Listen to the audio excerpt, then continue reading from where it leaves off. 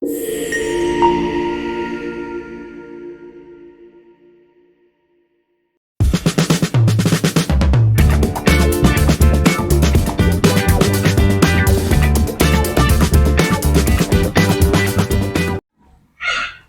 Umi, selamat pagi. Maaf mengganggu waktunya sebentar, Bu. Selamat pagi Bu Uli, tidak ada yang mengganggu. Ada perlu apa? Begini Bu Umi, saya mendapatkan tugas dari PGB untuk melakukan diseminasi budaya positif di SD kita. Mohon izin untuk waktu, tempat, dan juga peserta dari Bapak Ibu semuanya. Kira-kira kapan kesempatannya saya, Bu? Oh iya ya, saya sangat mendukung sekali Bu untuk diseminasi budaya positif itu. Sebentar ya, saya lihat jadwalnya ya. Iya, Bu. Bu Uli, untuk waktunya ternyata yang longgar itu hari Senin tanggal 26 Agustus. Bagaimana? Saya siap Bu untuk tanggal 26 Agustus. Ya, baik. Senin depan berarti ya, Bu? Iya, Senin depan. Kemudian untuk waktunya itu setelah pembelajaran. Jadi jam 2 sampai selesai. Bagaimana? Iya Bu, oke. Siap. Ya, nanti saya kondisikan untuk waktunya, untuk tempatnya, kemudian saya juga akan memberitahu pada Bapak Ibu guru semuanya. Iya, terima kasih Bu untuk semuanya. Ya, selamat ya Bu Uli ya. Semoga nanti acaranya bisa lancar, kemudian Bu Uli dalam mengikuti pendidikan ini bisa lulus dan menjadi guru penggerak. Terima kasih Bu. Ya, sama-sama Bu Uli. Assalamualaikum warahmatullahi wabarakatuh. Sebelumnya mohon maaf Bapak Ibu, hari ini siang ini waktunya saya sita sedikit karena saya mempunyai tugas untuk sosialisasi budaya positif.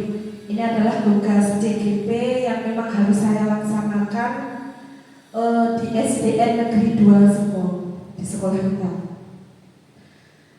Adapun nanti saya memberi penjelasan tentang sosialisasi budaya positif ini, nanti kalau misalnya ada kekurangan ataupun banyak yang belum saya pahami, mohon maaf. Ini karena memang tahapannya saya sedang belajar. Jadi di sini perkenalkan, saya Uli Rahmawati. Sebenarnya saya Uli Rahmawati, pengajar praktek saya Pak Yoni, dan fasilitator saya Ibu Zumrotil. Kemudian di budaya positif ini, langsung saja mungkin ya Bapak Ibu, di budaya positif ini, di sini saya menyertakan pernyataan pemantik setuju atau tidak setuju. Yang pertama, hukuman dapat mendisiplinkan anak. Kira-kira menurut Bapak Ibu, kalau hukuman itu bisa mendisiplinkan anak, setuju atau tidak? Tidak. Oke. Kemudian untuk yang kedua, pemberian hukuman dengan hal positif seperti membaca atau membersihkan halaman sekolah dapat meningkatkan disiplin anak. Kira-kira panjenengan semua setuju atau tidak?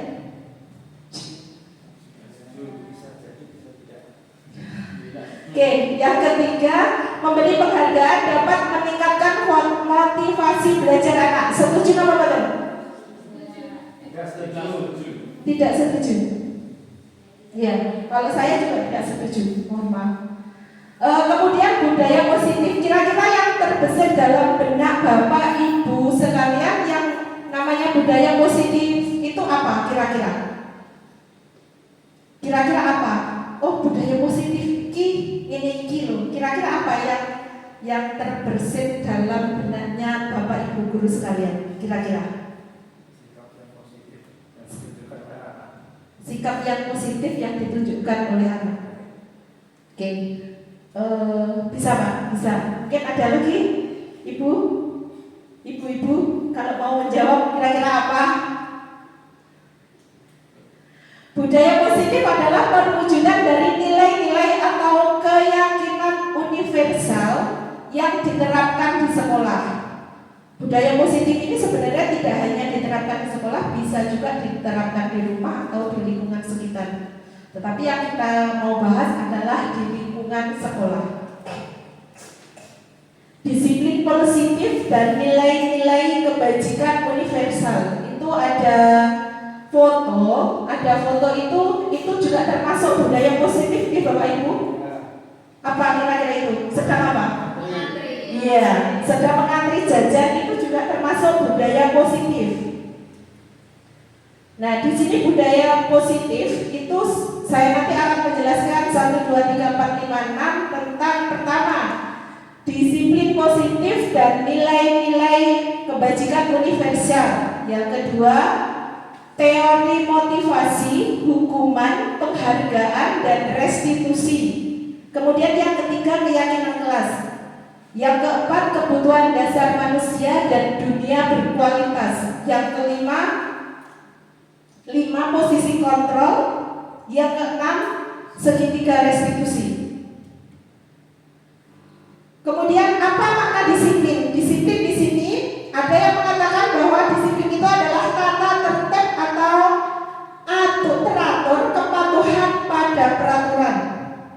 Ada juga yang dihubungkan dengan hukuman. Ada juga yang mengatakan bahwa sesuatu yang dilakukan seseorang pada orang lain untuk mendapatkan kepatuhan menghasilkan ketidaknyamanan. Itu yang namanya disiplin. Di sini ada 3 jawaban kira-kira yang tidak setuju, kira-kira yang mana kalau menurut Bapak Ibu?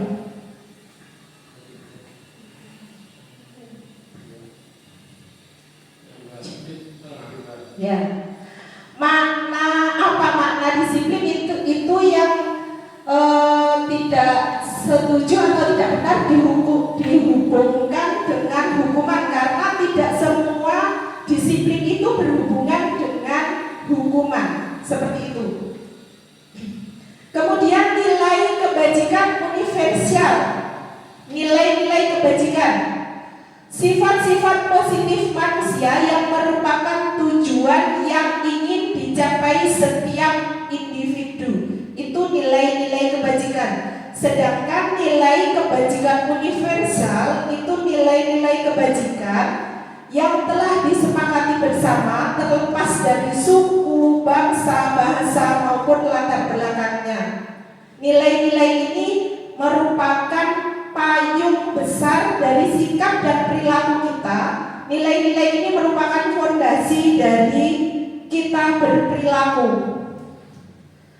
Nah, ini ada Bapak Ki Hajar Dewantoro yang menjelaskan bahwa disiplin atau belajar itu artinya mengacu pada disiplin diri yang memiliki tanggung jawab terhadap apa yang dilakukan berdasarkan nilai-nilai yang diyakini. Kemudian disiplin positif itu salah satu cara penerapan disiplin yang bertujuan untuk menumbuhkan kesadaran serta memberdayakan peserta didik tanpa imbalan, ancaman, ataupun hukuman. Karena Bapak Ki Hajar Dewantoro ini mengajarkan kita untuk selalu menghamba pada anak. Artinya menghamba pada anak itu bukan berarti kita menuhankan anak, tetapi kita memberi pelajaran yang sesuai dengan kebutuhan anak tersebut. Nah, di sini ada ciri-ciri profil pelajar Pancasila atau nilai-nilai kebajikan yang ingin dicapai oleh setiap anak Indonesia, atau kita kenal dengan profil pelajar Pancasila. Kalau mungkin di kalangan Bapak Ibu ini sudah tidak asing lagi, untuk yang pertama itu beriman, bertakwa kepada Tuhan. Tuhan, Tuhan yang Maha Esa dan berakhlak mulia, mandiri, bernalar kritis, berkebinekaan global, gotong royong atau kreatif. Kemudian untuk motivasi yang mendasari perilaku manusia untuk disiplin, yaitu untuk menghindari menghindari ketidaknyamanan atau hukuman, untuk mendapatkan imbalan atau penghargaan dari orang lain. Keduanya itu termasuk motivasi eksternal. Kemudian untuk menghargai nilai-nilai kebajikan diri sendiri itu termasuk motivasi internal atau motivasi dari diri sendiri. Ini yang pertama, menghindari ketidaknyamanan atau hukuman. Ini merupakan tingkat terendah dari motivasi perilaku manusia. Orang dalam taraf ini, mereka sedang menghindari permasalahan yang mungkin muncul dan berpengaruh pada mereka secara fisik, psikologis, atau tidak terpenuhinya kebutuhan mereka bila mereka tidak melakukan tersebut. Motivasi ini bersifat eksternal.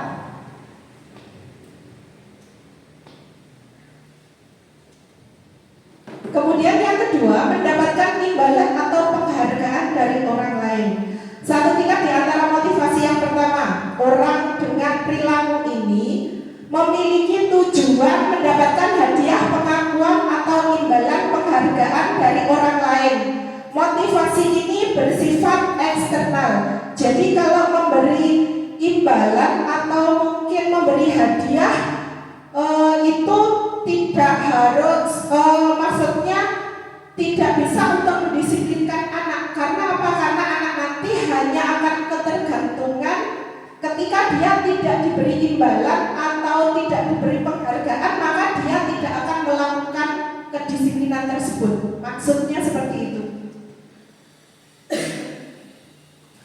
Kemudian ini dihukum oleh penghargaan. Ini kata Alif Khor, mengumumkan baik penghargaan maupun hukuman adalah cara-cara mengontrol perilaku seseorang yang menghancurkan potensi untuk pembelajaran yang sesungguhnya. Penghargaan yang sesungguhnya adalah tindakan belajar itu sendiri. Jadi kalau menurut Alif Khor, ini yang namanya penghargaan tidak bisa mendisiplinkan anak. Kemudian ini ada perbedaan antara hukuman, konsekuensi, dan restitusi. Yang pertama, hukuman bersifat tidak terencana atau tiba-tiba dan bersifat satu arah dari pihak yang memberi hukuman. Hukuman yang diberikan bisa berupa fisik maupun psikis. Murid atau anak disakiti oleh satu perbuatan atau kata-kata. Kalau misalnya ini ada anak yang datang terus kemudian saya suruh push up 10 kali, kira-kira itu hukuman atau bukan? Hukuman. Oke, terima kasih. Kemudian untuk yang konsekuensi, disiplin dalam bentuk konsekuensi sudah terencana atau sudah disepakati, sudah dibahas dan disetujui. Bentuk konsekuensi dibuat oleh pihak guru atau sekolah dan murid sudah mengetahui sebelumnya konsekuensi yang diterima bila ada pelanggaran. Itu namanya konsekuensi. Sedangkan restitusi adalah proses menciptakan kondisi bagi murid untuk memperbaiki kesalahan mereka sehingga mereka bisa kembali pada kelompok mereka dengan karakter yang lebih kuat. Itu kata Gozen 2004. Artinya kita tidak harus memberi, untuk mendisiplinkan anak tidak harus memberi hukuman, tetapi kita mengajarkan restitusi yang baik. Kemudian yang ketiga, menjadi orang yang mereka inginkan dan menghargai diri sendiri dengan nilai-nilai yang mereka percaya. sih yang akan membuat seseorang memiliki disiplin positif? Karena memiliki perilaku yang bersifat internal, bukan eksternal. Artinya dia memiliki fondasi.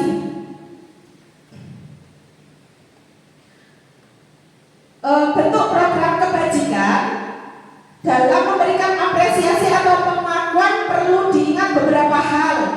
Yang pertama yaitu memberi pengakuan secara khusus. Yang kedua, beri pengakuan secara pribadi. Yang ketiga, beri pengakuan kepada semua murid atau bergantian. Kemudian beri pengakuan secara konsisten. Yang terakhir, fokus pada proses. Nah, ini dihukum oleh penghargaan. Apa yang menjadi yang dihukum oleh penghargaan? Kenapa kok bisa disiplin? Dikatakan tidak bisa dibarengi dengan penghargaan. Itu yang pertama, pengaruh jangka pendek dan jangka panjang. Kemudian penghargaan itu tidak efektif karena penghargaan itu juga hanya bersifat sementara. Ketika anak sudah tidak diberi penghargaan, mungkin dia akan kembali atau tidak melakukan disiplin itu sendiri. Kemudian penghargaan merusak hubungan. Kenapa bisa merusak hubungan?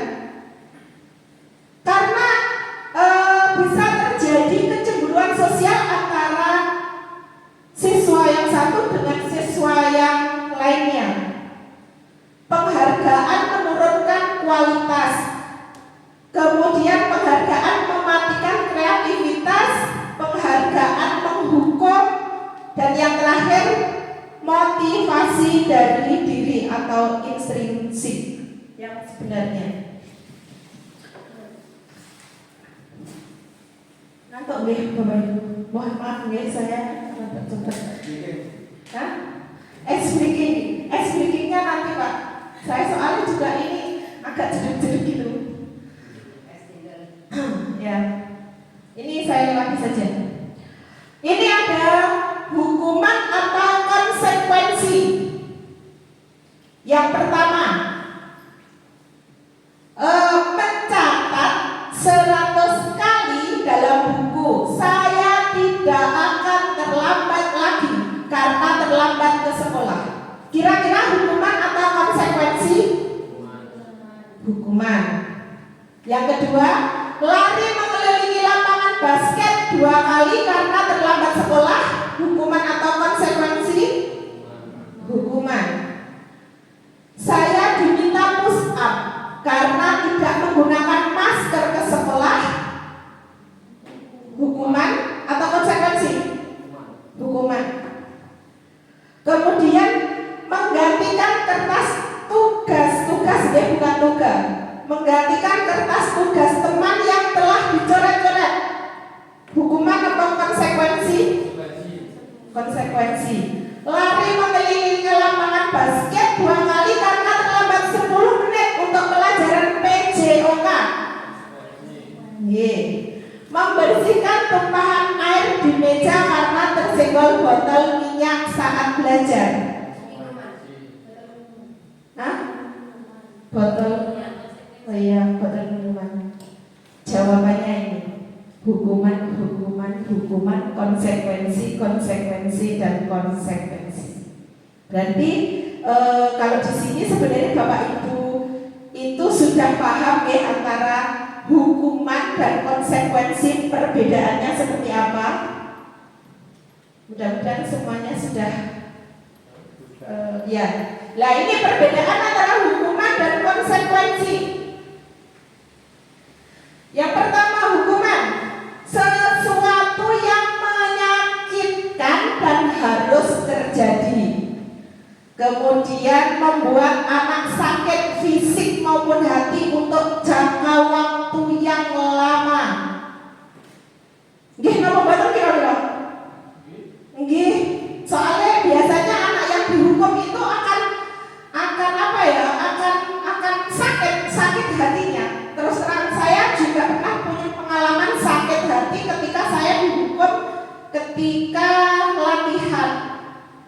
bela diri itu saya dihukum, dan sampai sekarang itu saya juga masih sakit hati walaupun saya sudah jadi pelatih.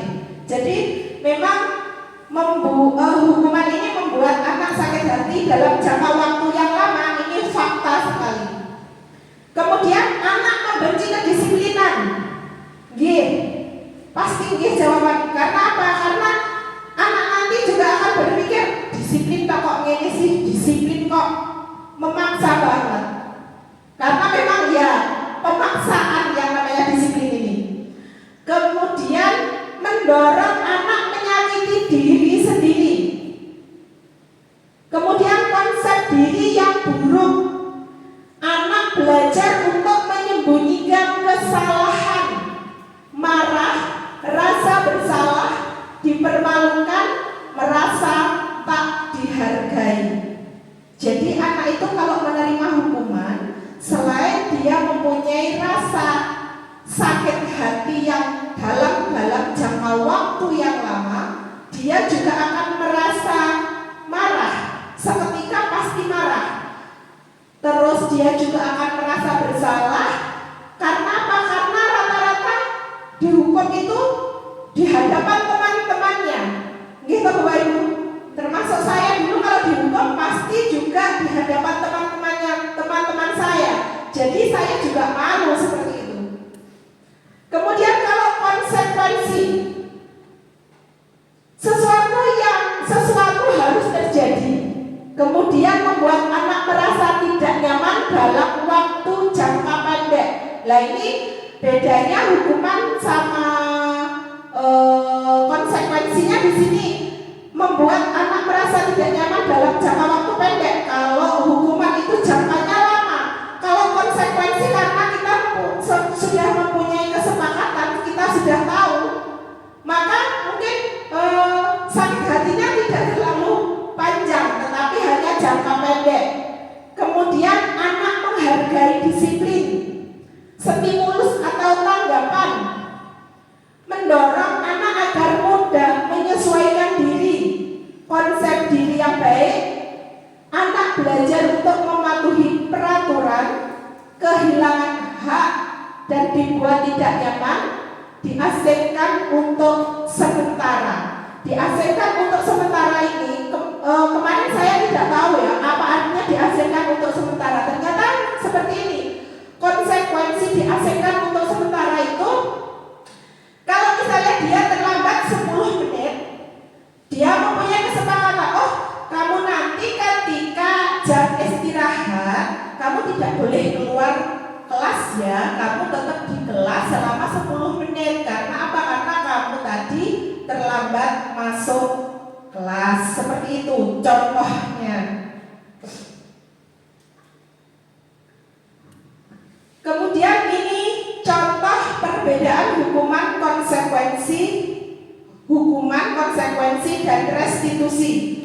Yang pertama, hukuman anak murid atau anak belajar menyembunyikan kesalahan. Biasanya anak yang salah itu ketika ditanya itu tidak akan mengaku, tidak orang kayak terus dia saya melakukan ini, pasti hubungan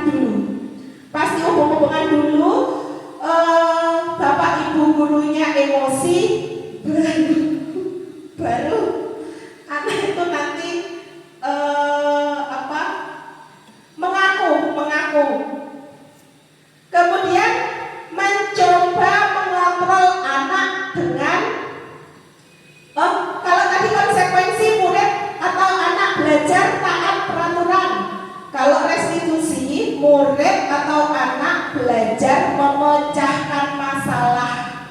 Kemarin ada kejadian di kelas 3, ada yang bukunya hilang. Ternyata memang di sini yang menerapkan restitusi ada salah satu guru yang menerapkan restitusi, dan itu sudah sangat baik karena memang akhirnya ketemu pelakunya siapa. Karena kalau kita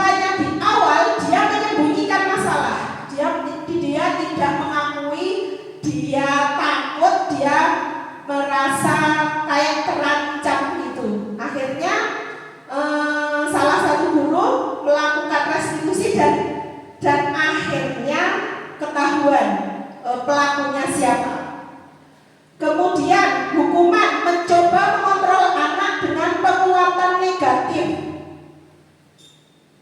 membayar impas kesalahan.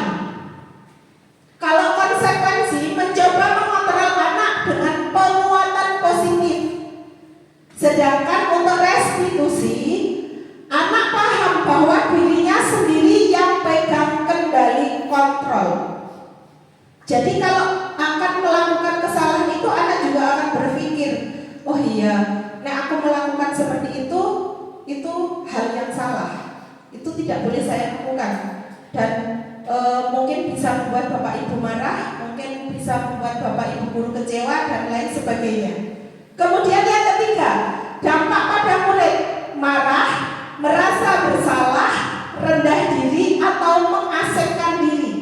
Kalau konsekuensi, kehilangan hak, waktu jeda seorang diri atau time out, kemudian penahanan, atau tadi sudah saya beri contoh yang di depan tadi, ketika ada anak istirahat maka anak tersebut tidak boleh keluar kelas ketika jam istirahat mungkin 10 atau 15 menit.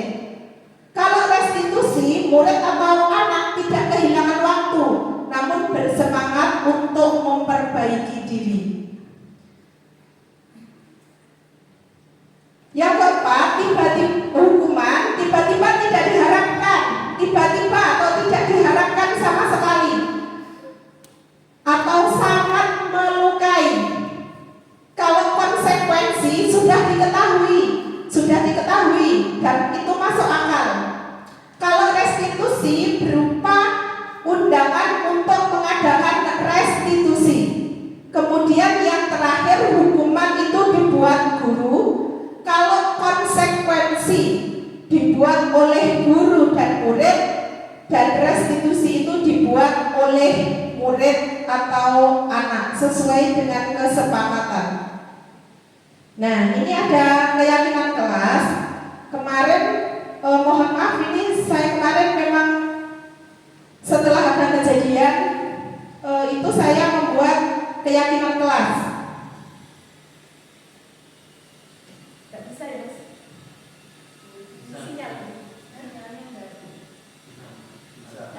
Ini contoh, cuman ini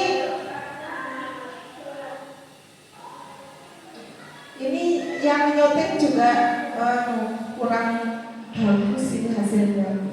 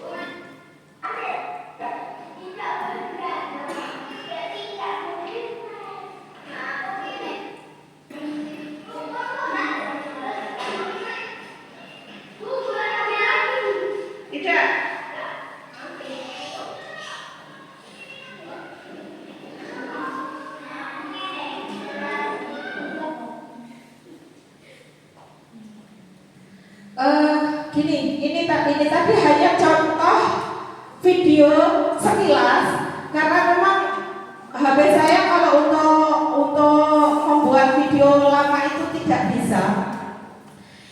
Di kelas itu ada kemarin ada yang membuat kesepakatan kelas itu, ya. Ada yang membuat kesepakatan kelas itu seperti ini.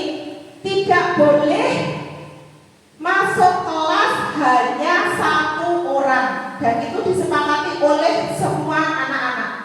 Jadi kesepakatan kelas itu sebenarnya simpel dan sangat mudah diingat sekali. Jadi anak-anak kalau misalnya pas istirahat mau masuk kelas itu juga saling mengingatkan antara anak yang satu dengan yang lainnya. Tidak boleh, kan peraturannya tidak boleh masuk kelas sendiri, walaupun dia hanya mau minum atau mungkin mau ambil jajan.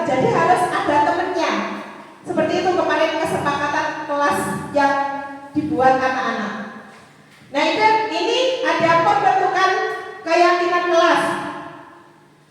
Yang pertama, keyakinan kelas itu bersifat abstrak atau daripada peraturan yang lebih rinci dan konkret. Kemudian keyakinan kelas berupa pernyataan-pernyataan universal. Kemudian pernyataan keyakinan kelas senantiasa dibuat dalam bentuk positif.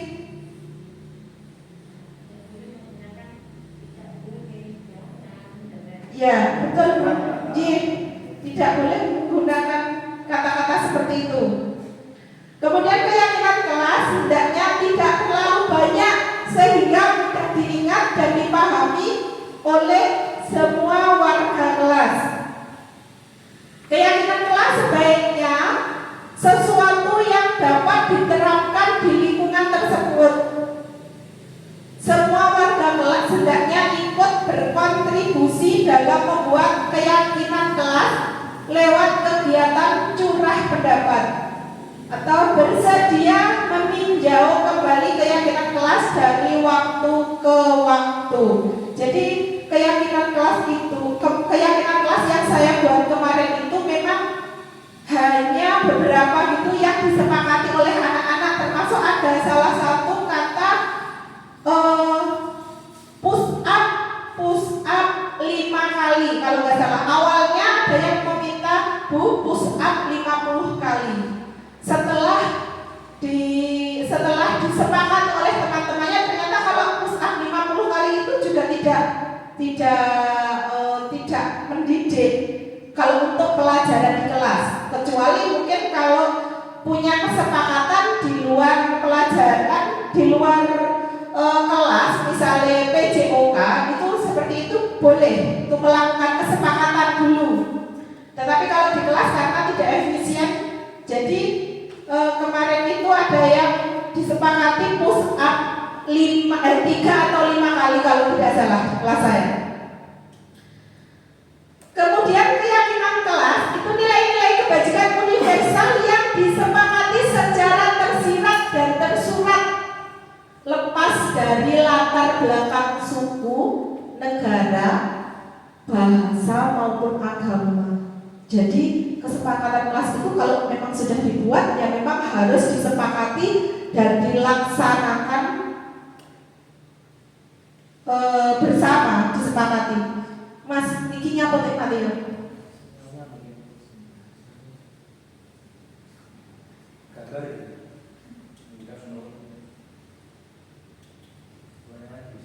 Kebutuhan dasar apa ya? Lupa saya. Oke, ini langsung saja ke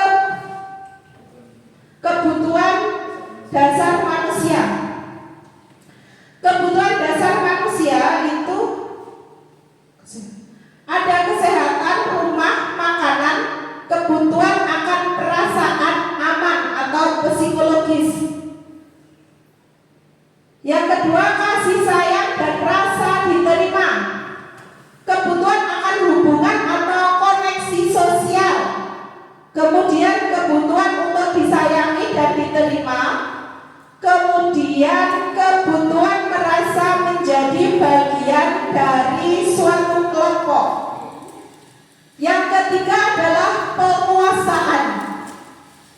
Menjadi kompeten, menjadi terampil, menjadi diakui atas prestasi dan keterampilan. Dan yang terakhir kebutuhan didengarkan, memiliki harga diri atau dianggap berharga. Kemudian yang keempat, kebebasan.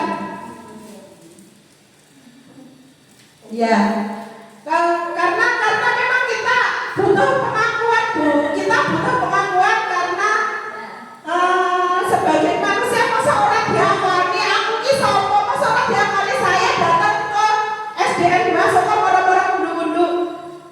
Saya tidak diakui kan ya lucu. Harus ada pengakuan seperti itu. Kalau misalnya saya pulang ke rumah, bapak ibuku tidak mengakui kan ya lucu. Masa aku diakoninya bapak ibuku? Seperti itu, Bu. Kebebasan. Sebentar.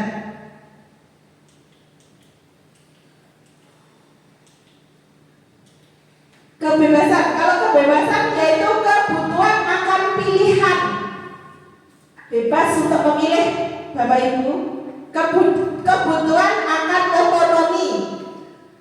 Kebutuhan memiliki pilihan, dan yang terakhir mampu mengendalikan arah hidup seseorang, entah anaknya atau pasangannya mungkin Bu ini. Kemudian yang terakhir kesenangan. Kesenangan itu kebutuhan untuk mencari kesenangan. Yang kedua kebutuhan bermain, dan yang terakhir kebutuhan tertawa. Jadi misalnya kita senang, itu mesti kita bermainnya juga enjoy, anak-anak juga tertawanya pasti tertawa bahagia. Insya Allah seperti itu. Nah, ini ada posisi kontrol. 5 posisi kontrol. 5 posisi kontrol ini yang bisa diterapkan di sekolah, tetapi tidak semuanya bisa diterapkan. Ini Bapak Ibu. Ada yang pertama, ada penghukum, ada pembuat rasa bersalah, ada teman, ada pemantau, ada manajer. Kalau di sini saya lihat Bapak Ibu guru memang semuanya sudah pintar menjadi manajer, tidak menjadi penghukum. Nah, penghukum itu ciri-cirinya seperti ini. Posisi penghukum menggunakan hukuman fisik atau verbal. Guru percaya hanya ada satu cara pembelajaran bisa berhasil, yaitu dengan cara tersebut. Posisi penghukum suaranya tinggi, bahasa tubuh melotot, jari menunjuk atau menghardik. Jadi kenapa kamu datang? Kenapa kamu terlambat? Kenapa kamu terlambat? Kamu tahu nggak kalau ini sekolah jam 7 harus jam 7 nek. Jadi kalau misalnya kamu lebih dari jam 7 kamu sudah melanggar aturan di sini. Seperti itu. Mungkin seperti itu Bu. Hasilnya kemungkinan murid marah atau dendam atau serta bersifat agresif. Ya jelas dendam karena apa? Karena gurunya sudah menunjuk-nunjuk gini. Jadi mungkin kemungkinan anak untuk dendam itu sangat mungkin sekali. Saya skip videonya kemarin, memang saya membuat video, cuman bukan video di sini Bu. Ya videonya saya buat di pas UKT kemarin, jadi tidak usah diperlihatkan mesin saya karena marah-marah. Penghukum soalnya. Kemudian pembuat merasa bersalah. Di sini posisi guru ini suaranya lembut, suaranya halus dan sedih. Guru ini suaranya lembut, halus dan kayak terkesan sedih gitu. Nah, ini orang yang merasa bersalah ini dibuat tidak nyaman atau bersalah dengan rendah diri. Kemudian hasilnya murid akan merasa bersalah, mengecewakan guru dan tidak sanggup membahagiakan orang lain. Lebih bahaya lagi, mereka akan menumpahkan amarahnya yang negatif dengan menyakiti diri sendiri. Jadi pembuat merasa bersalah itu kata-katanya contohnya gini, misalnya, kenapa kamu terlambat? Kamu tahu nggak kalau kamu terlambat itu saya dimarahin oleh kepala sekolah. Suaranya ini saya lembut Bu. Suaranya kamu bacakan. Kamu tahu nggak kalau kamu terlambat itu otomatis saya dimarahin sama bapak ibu guru, bapak kepala sekolah atau ibu kepala sekolah.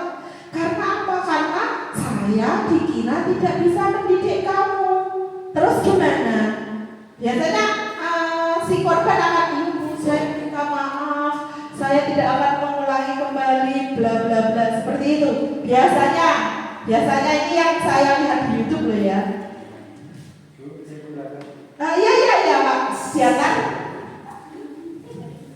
Ini saya skip. Sebenarnya setiap proses itu ada videonya, tapi memang tidak saya perlihatkan karena saya punya kendali di sini. Kalau ini sebagai teman, guru tidak menyakiti murid, namun akan tetap berupaya mengontrol melalui persuasif. Posisi ini membawa dampak positif dan dampak negatif. Dampak positif, akar canda dan tercipta hubungan baik dan harmonis. Ya. Oke. Kemudian dampak negatif, bila guru tidak membantu murid akan kecewa karena murid menggantungkan pada guru.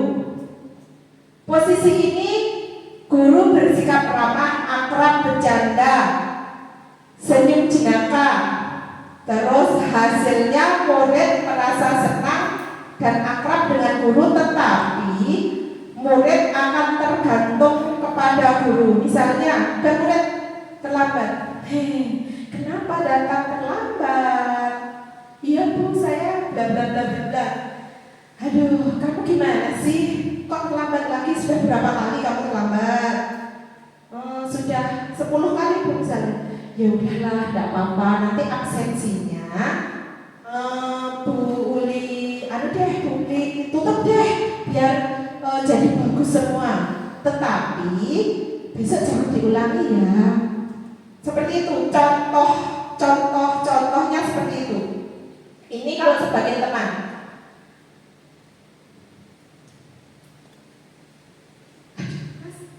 Hilang ya. Ini bukan video. Aduh, video aja disebar Mas. Memalukan.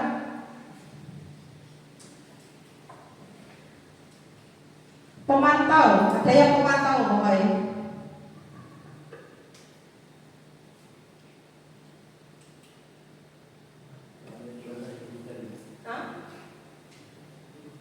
Oh ini Mas sudah ketemu, Mas? Ya, nggak apa-apa, gitu saja. Kalau ini posisi pemantau, posisi yang keempat. Posisi pemantau ini guru mengawasi murid bertanggung jawab atas perilakunya. Jika murid melanggar, maka harus berdasarkan peraturan dan konsekuensi yang telah dibuat. Posisi pemantau, nada suara datar dan bahasa tubuhnya formal. Hasilnya, murid memahami konsekuensi yang harus dijalankan.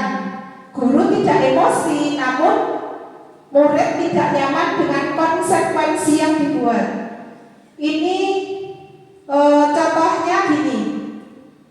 Misalnya anak terlambat. Kamu tahu nggak? Kamu terlambat. Kenapa kamu terlambat? Ya Bu, saya bla bla bla. Kamu tahu nggak konsekuensinya apa? Iya Bu, saya tahu. Push up 50 kali. Terus kira-kira bagaimana? Saya akan melakukan. Jadi si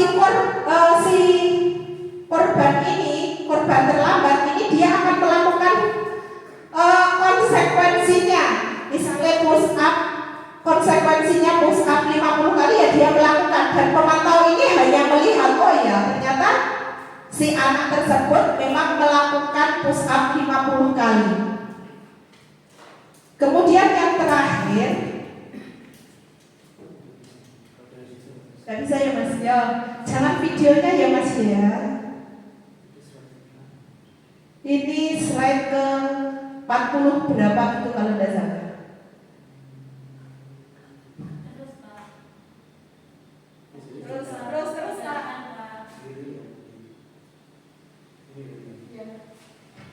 Ini yang terakhir adalah posisi manajer. Posisi manajer ini posisi di mana guru membuat sesuatu dengan murid, mempersilahkan murid mempertanggungjawabkan perilakunya. Guru mendukung dan membimbing murid agar menemukan solusi atas permasalahannya sendiri. Murid diajak menganalisis kebutuhan sendiri maupun kebutuhan orang lain, bukan mengatur tetapi membimbing murid untuk mengatur dirinya sendiri sebagai seorang manajer bagi dirinya. Ini contohnya misalnya ada anak terlambat, dia bilangnya gini, gurunya bilangnya gini, kenapa kamu terlambat? Kenapa kamu terlambat? Saya bla bla bla bu. Oh iya, kamu tahu nggak konsekuensinya apa? Oh konsekuensinya ini bu. Kalau kamu tahu konsekuensinya seperti itu, kira-kira kamu bisa memperbaiki tidak? Kamu bisa bangun lebih awal nggak? Kira-kira yang bisa membangunkan kamu di rumah ada nggak? Dan lain sebagainya. Mungkin kata-katanya kurang lebih seperti itu.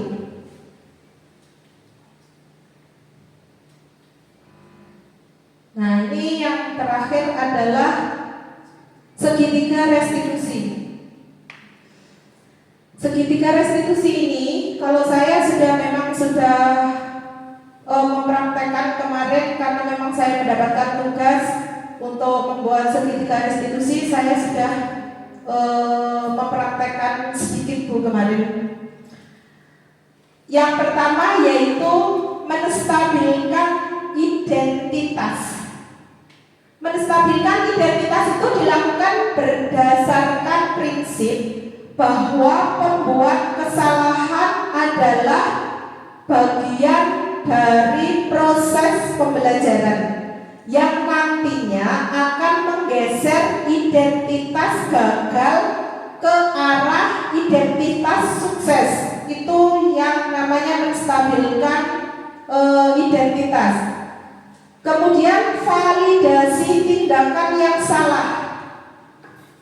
Validasi tindakan yang salah dilakukan berdasarkan prinsip bahwa setiap perilaku berupaya memenuhi suatu kebutuhan tertentu sehingga guru atau orang tua akan bergeser dari pemikiran stimulus respon menjadi proaktif serta akan lebih mengenali dan mengakui kebutuhan murid atau anak.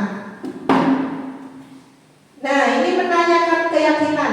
Menanyakan keyakinan dilakukan dengan memberi pertanyaan-pertanyaan yang bermakna kepada murid atau anak untuk memunculkan motivasi secara benar atau intrinsik sehingga mampu mengaitkan keyakinannya dengan tindakan yang salah.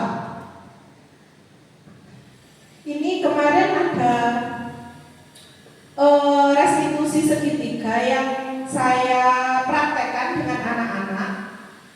Kasus yang pertama itu anak tersebut marah-marah sampai memukul temannya karena gasnya selalu dicontek. Nah, di sini saya mohon maaf ya, ini saya membuat video, tapi mohon maaf kalau videonya kurang menarik atau mungkin salah. Tidak bisa ya mas?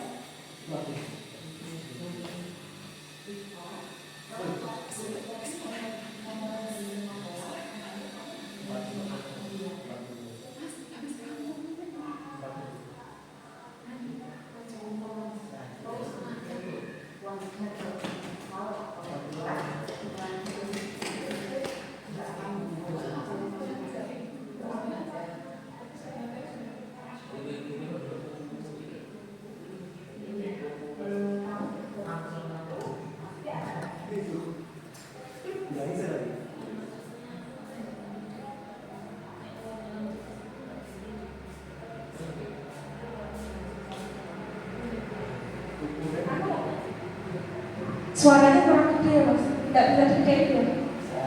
Bisa. keyakinan Mas apa yang sudah kamu langgar? Kalau aku selalu paham, jadi kenapa apa yang kamu lakukan? Selanjutnya, keyakinan keras apa yang akan kamu perbaiki nanti? Saya akan lebih sabar, saya akan menjaga saya akan Oke, tindakan kamu benar sekali. Sekarang silakan kamu kembali ke kelas. Terima kasih.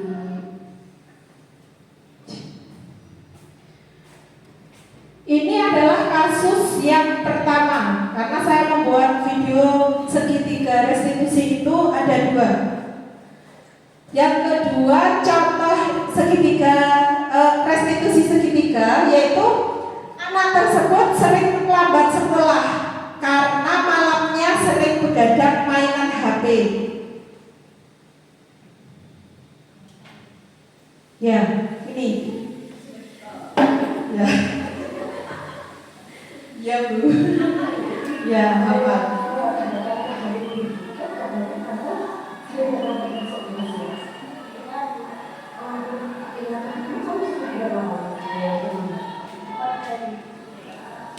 Oh, teman-teman itu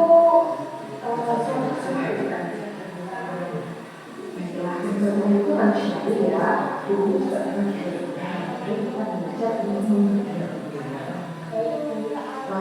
Kan teman-teman kenapa? Mungkin kita bisa cari solusinya.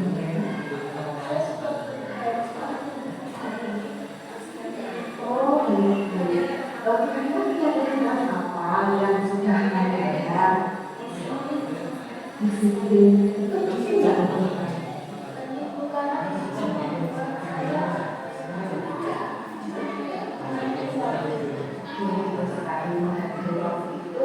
Penting sekali kita bisa menghargai orang-orang di sekitar pekerjaan tidak jangan dulu.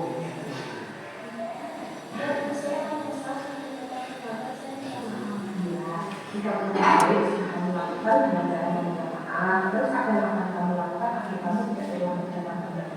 saya akan lebih awal agar sekolah Kalau kamu sudah tahu kesalahan kamu, selanjutnya Uli nanti akan berkoordinasi dengan orang tua kamu agar kamu tidak terlambat sekolah lagi.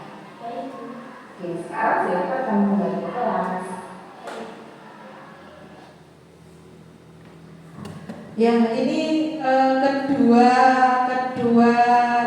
video tadi adalah contoh restitusi segitiga yang sudah saya praktekkan di SDN 2 Sumo. Nah, kalau Bapak Ibu guru mengamati video tersebut, kira-kira saya menjadi apa posisinya? Diamati Bapak Badan. Hah? Ya, saya sebagai guru, tapi posisi saya sebagai apa kira-kira?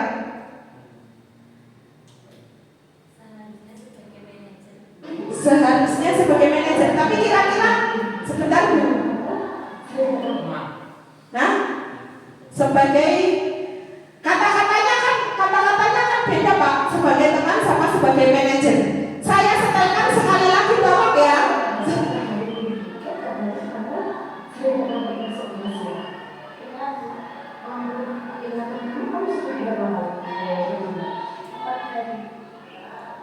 Oh, sering terkadang itu suatu kesalahan bukan?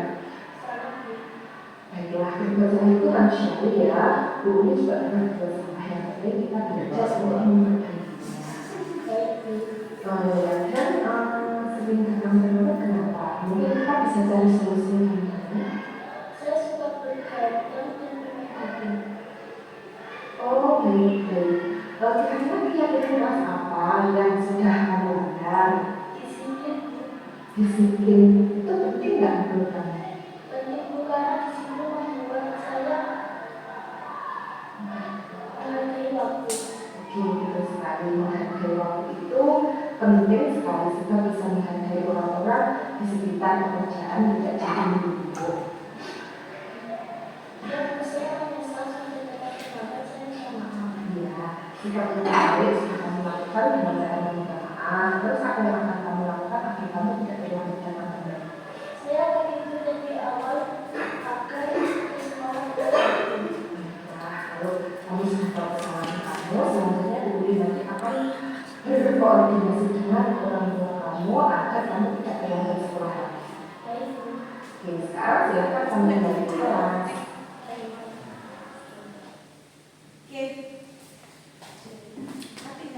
Oke. Enggak. Kira-kira saya di sini sebagai apa, Bu? Bapak Ibu? Manajer, ya. Bu yang tahu, saya sebagai manajer di sini. Ya. Tadi kan saya membuat tentang video, tapi memang tidak saya setel. Ya Pak, ini Pak yang boleh, ini Pak, yang tidak boleh. Ini.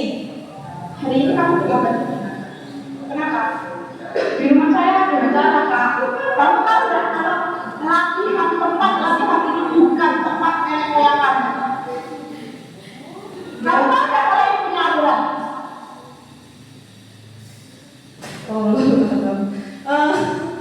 Ya saya tahu ya aturan. Tapi kan di rumah saya ada rencana masa saya tinggal. Yang namanya acara itu acara keluarga kamu. Nah ini loh sudah konsekuensi dari dulu latihannya jam segini. Hari ini kamu paham nggak? Ya paham Pak, tapi kan ya harus latihan. Terima kasih. Kira-kira ini saya sebagai apa Bapak Ibu guru? Penghukum. Lagi Pak? Ya. Ya. Bukan yang ini Pak. Bukan yang ini. Hari ini kenapa kamu selalu? Tapi ada acara Pak di rumah terus minggu itu nggak bisa ditinggal soalnya repot sudah kamu sudah yang banyak juga tapi di rumah beneran nggak bisa ditinggal itu saya pusing juga ya. Oke, hari ini absensi akan saya akan saya perbaiki, nanti akan saya laporkan dengan baik. Tetapi tolong ya, Kira-kira ini saya sebagai apa Bapak Ibu? Hai. Saya tadi sebagai apa? Baik. Halo. Tinggal sebentar lagi. Kira-kira tadi ini video ini saya sebagai apa? Nah, teman. Ya, teman. Lagi Pak videonya. ini kamu Nanti ini Pak. Yang terusnya. ada hari ini kamu Aduh. Ojo.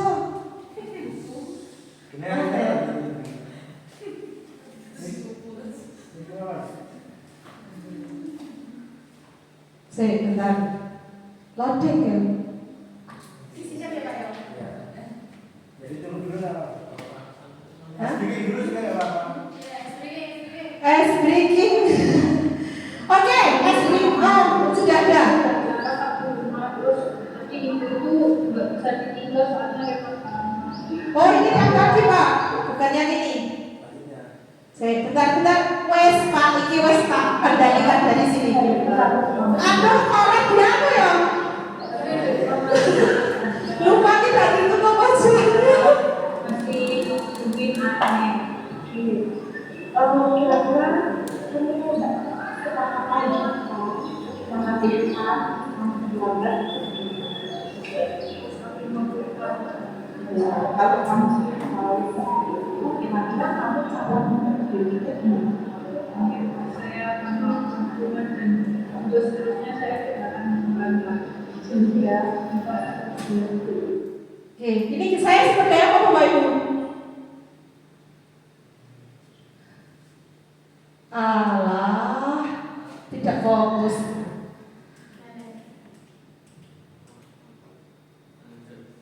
Bukan. hari ini kamu kenapa pada kamu? Yang tadi di rumah masih. Kamu tahu nggak? Kalau kamu terlambat, saya itu dimarahin dengan Pak Pinda. Saya dimarahin dengan Bapak Ketua Dewan Langit. Kamu tahu nggak?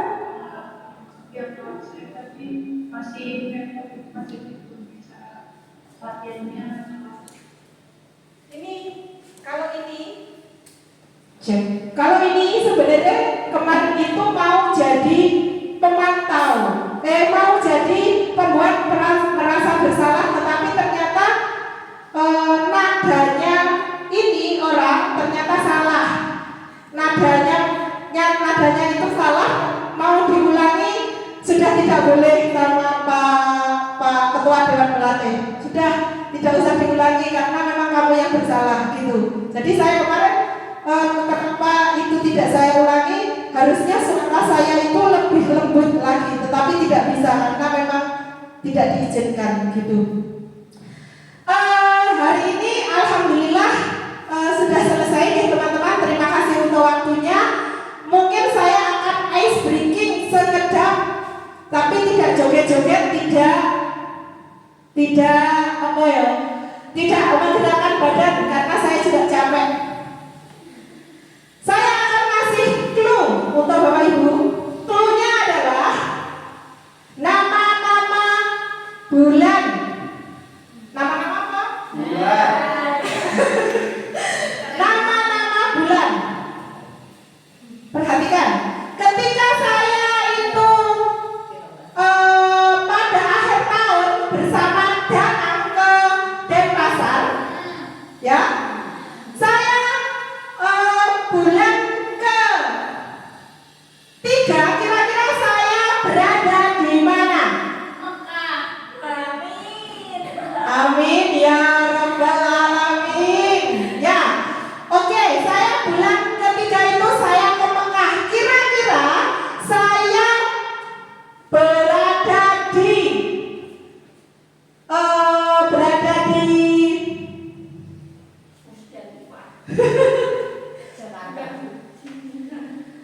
berada di Denpasar, saya bulan apa?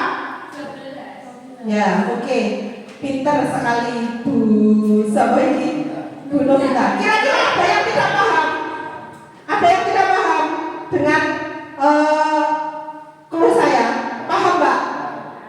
Oh, Mbak Sur, alhamdulillah Mbak Sur paham, saya berhasil berarti. Kalau semuanya paham berarti saya tidak berhasil. Alhamdulillah saya berhasil. Ya, terima kasih untuk waktunya untuk siang ini.